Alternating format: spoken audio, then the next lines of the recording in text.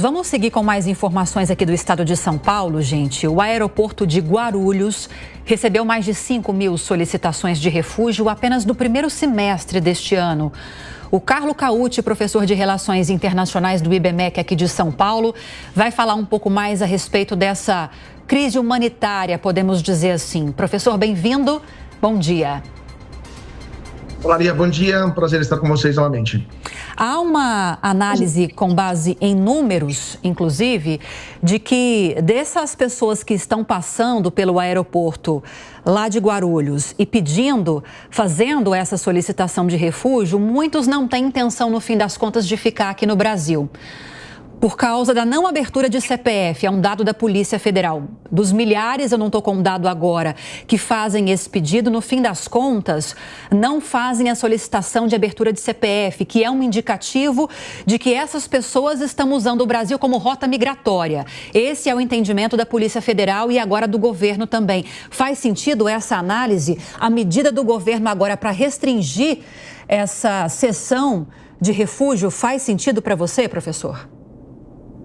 Lívia, os números mostram que, de fato, temos um problema aqui no Brasil, porque mais de 99% dos requerentes asilo, né, as pessoas que pedem o asilo político no Brasil, não ficam no país após poucos dias, né? Eles chegam em Guarulhos e depois vão diretamente para o Acre e outras regiões de fronteira para seguir viagem para os Estados Unidos. Então, sim, temos um problema. O Brasil está sendo utilizado como rota, né, para tentar chegar aos Estados Unidos ou no Canadá.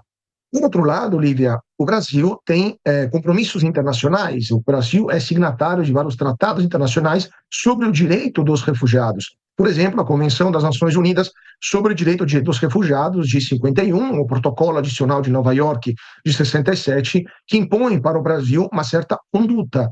E uma dessas condutas é permitir que qualquer pessoa que chegue no território brasileiro e peça asilo político, peça o refúgio, ela seja atendida e ela seja colhida, pelo menos no primeiro momento, para que seja analisada a sua situação. Com essa nova regra, com esse novo endurecimento da Polícia Federal e do Ministério da Justiça, essas pessoas não poderão sequer apresentar o pedido de refúgio. Ou elas, chegando no Brasil, com passagem para outro país, né? Então o Brasil é somente uma escala, elas vão ser obrigadas a permanecer na área de trânsito e continuar a sua viagem, ou elas deverão voltar para os seus países de origem. Mas isso é uma violação do direito internacional, porque essas pessoas devem poder, pelo menos, dizer ao Brasil: eu peço asilo. Depois o Brasil pode até rejeitar, mas elas devem ter o direito de pedir esse asilo, porque em alguns casos elas poderiam ter sim esse direito. Só para terminar, vários países que estão envolvidos nessa situação, né, onde há pessoas com essas nacionalidades hoje em Guarulhos, são ditaduras. O Vietnã, por exemplo, né, ou a China, são países onde o Brasil requer visto para entrada no país. Então, o Brasil seria obrigado, nesses casos, a analisar se essas pessoas são perseguidas nos seus países e, caso isso aconteça, o Brasil tem a obrigação de acolher essas pessoas em seu território nacional, em base das leis, das regras, dos tratados que o próprio Brasil assinou no passado. E, Carlo, essa determinação da Justiça, né, de restringir até mesmo a Polícia Federal fazer apontamentos de que o Brasil está sendo usado para a rota do tráfico humano, você acredita que deve gerar uma crise ainda maior humanitária? Olha, a questão da crise migratória no Brasil não existe, para ser bem franco, porque estamos falando de poucas milhares de pessoas que chegaram em diversos meses. Cerca de 5.000 pessoas. É o número de pessoas que chegam em 1 ou 2 barcos por dia na Europa. Então, os números no Brasil são, francamente, muito pequenos em relação à crise migratória de verdade, né, que estão acontecendo hoje na Europa, ou também nos Estados Unidos, né? E o Brasil também é um país onde temos uma porcentagem visível de estrangeiros que moram no território nacional. Estamos falando de entre 0,3% e 0,5% da população residente no Brasil que são estrangeiros, a maioria dos quais são venezuelanos, por sinal. Não existe uma crise migratória no Brasil hoje. Para vocês terem uma ideia, no Brasil temos 0,3%, 0,5% da população que é estrangeira. Na Alemanha, quase 30%. Mais do que um alemão uma pessoa que mora na Alemanha a cada 4 nasceu fora da Alemanha. Então, essa sim é uma crise migratória, essas são as proporções. Agora, é evidente que essa determinação da Polícia Federal, que, de novo, é ilegal do ponto de vista internacional e também não faz nenhum sentido do ponto de vista da matemática, faz sentido do ponto de vista da política. Deve ter sido um pedido por parte do governo americano, que está sim enfrentando uma crise migratória e que está tentando ganhar um pouco de imagem frente à opinião pública, porque nos Estados Unidos vão ter eleições agora, em novembro. Então, para ganhar, ter um ganho de imagem temporário, evidentemente, pediram isso para o Brasil e o Brasil acatou. Mas só para terminar também é uma gota no oceano, porque nos últimos 2 anos, durante o governo Joe Biden, entraram nos Estados Unidos ilegalmente mais de 7 milhões de pessoas, a maioria das quais vindo do México. Então, assim, não serão poucas milhares ou poucas centenas de pessoas vindo do Brasil que vão modificar uma crise migratória em andamento, aí sim, nos Estados Unidos. Professor, perguntas agora dos nossos comentaristas. Luana Tavares, começando com você. Bom dia, professor. Uma pergunta que, para esclarecer um pouco, caso essa situação mude, né, caso o Brasil ele precise realmente ter uma estrutura para absorver refugiados que se instalem no nosso país, o que seria necessário para isso, né? Olhando os dados, a gente vê que 50% dessa população que nós temos hoje refugiada vem da Venezuela, que é um país que está passando agora por um novo momento delicado e que pode novamente gerar essa migração para o Brasil. Quais seriam os passos para o Brasil se preparar para que esse processo seja instalado, além de recursos? Que tipo de estrutura nós precisaríamos que não existe hoje? Bom dia, Luana. O primeiro ponto, seria muito simples. É só colocar um guichê no aeroporto de Guarulhos ou do Galeão, no Rio de Janeiro, onde as pessoas podem pedir asilo, falando de poucas centenas. Então, um guichê seria mais do que suficiente. Muito diferente, por exemplo, da crise venezuelana, onde chegaram no Brasil mais de 500 mil de venezuelanos em poucos meses, 17, 18, 19 e também nos anos passados, durante a pandemia. Lá sim, o Brasil teve que montar uma verdadeira operação de guerra na fronteira, a chamada Operação Acolhida, né, que envolveu as Forças Armadas e que foi um exemplo para o mundo.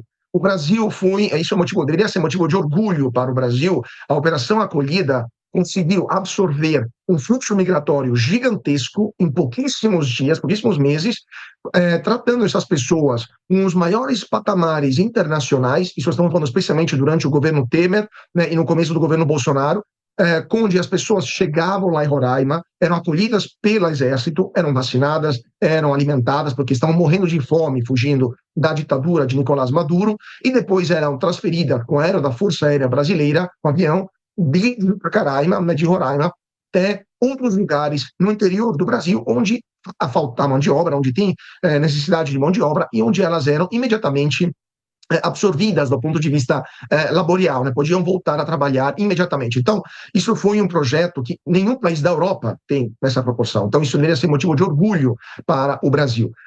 Nesse caso, é completamente outra situação. Falamos de muito pouca gente, poucas milhares de pessoas, que vêm de países como, por exemplo, países do Sudeste Asiático, países africanos, que não querem ficar no Brasil, eles querem ir para os Estados Unidos. Então, eventualmente, o Brasil teria só a obrigação de cumprir com os tratados que ele assinou, ou seja, dizer, olha, vou analisar essa situação e, eventualmente, te dar asilo político. Mas, nesse meio termo, o Brasil deveria pegar essas pessoas e mantê-las em um local onde elas não poderiam fugir de lá, como está acontecendo. Isso acontece na Europa. As pessoas, os requerentes de asilo, eles são colocados em centro temporário de acolhida, de onde não podem sair, porque senão eles iriam embora e teriam até um problema burocrático para o país que está analisando esses dados. Só que isso também demandaria seria um custo para o governo brasileiro instalar um centro de acolhida, um hotel, por exemplo, deveria ser requisitado para isso. Isso seria um custo para o governo brasileiro que evidentemente não quer enfrentar. Mota? Professor, bom dia. Eu recentemente passei pelo aeroporto de Guarulhos e passei por um incidente lá, né? Eu fui me encaminhando para o meu portão com a minha família para pegar um voo e precisei ir no banheiro e me encaminhei para o banheiro e de repente eu estava numa área onde a minha presença era proibida, me mandaram que eu saísse de lá. E eu não entendi direito por quê. E aí me explicaram, não, essa área aí é dos refugiados. E aí eu percebi, né, tinha um monte de gente lá, recebendo marmita, pessoas morando no aeroporto.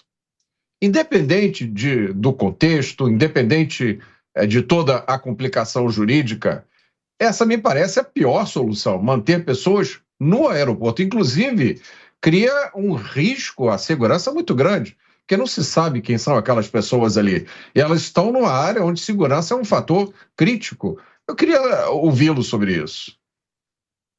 Pois é, Mota, bom dia. Isso de fato é uma solução inaceitável, né? Nenhum país do mundo faz isso, mantém dentro do aeroporto centenas de pessoas. Isso cria uma série de problemas enormes, assim, primeiramente a questão da segurança.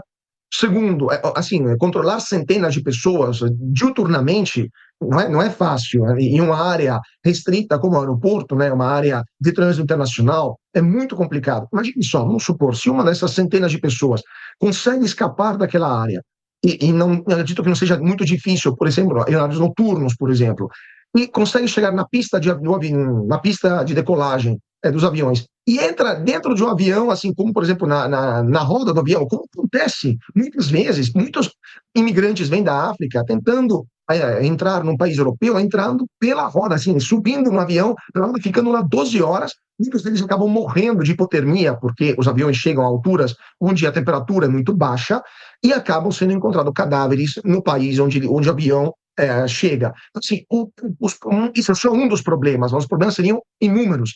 Problemas também, por exemplo, de segurança para essas famílias. Imagina só uma agressão contra uma mulher que está com pedido de asilo vindo de outro refugiado.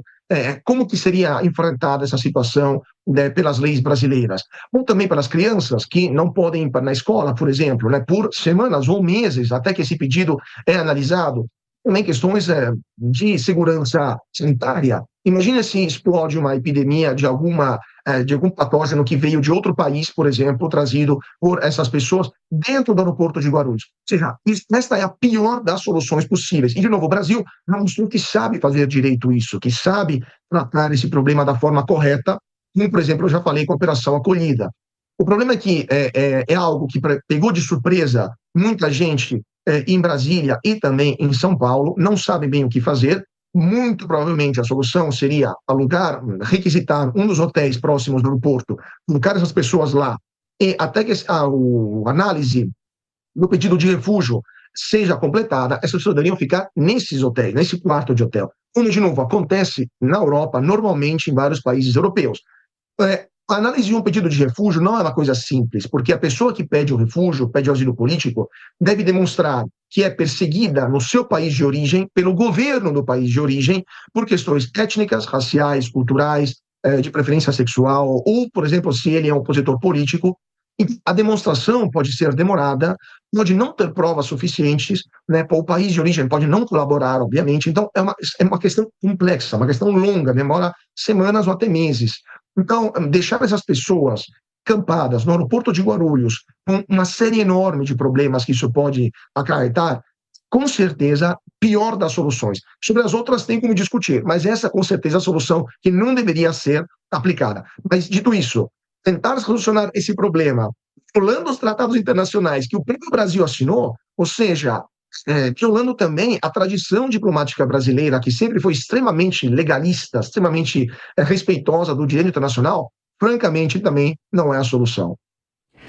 Bom, falamos nesta manhã de sábado com o professor Carlo Cauti, de Relações Internacionais do IBMEC de São Paulo. Muito obrigada mais uma vez pela participação. Fazia tempo, hein, professor? Bom fim de semana. Sempre um prazer, Lívia. Muito obrigado. Bom final de semana.